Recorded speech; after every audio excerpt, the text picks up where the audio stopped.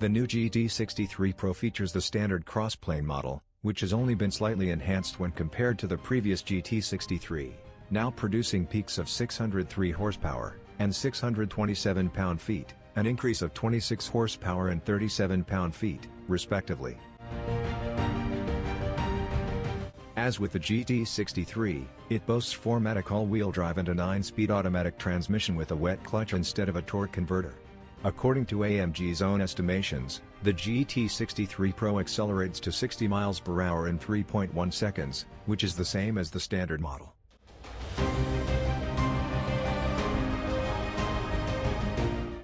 The Pro gets two high-temperature radiators up front, as well as separate radiators for the front and rear differentials. Active cooling is also used to distribute torque to each axle through an electronically controlled transfer case. To aid in directing air to the brakes, the front bumper also features larger side intakes on the exterior.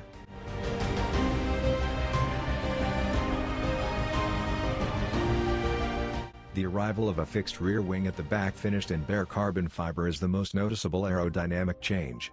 There are also more air deflectors beneath the car to help accelerate airflow over the underbody and rear diffuser. AMG claims that the Pro has up to 33 pounds more downforce at the rear and up to 66 pounds less aerodynamic lift over the front axle, however it does not provide total downforce figures. The standard equipment will be a set of 21-inch forged alloy wheels, with the option for free track biased Pilot Sport Cup 2R tires or a Michelin Pilot Sport 5 tires.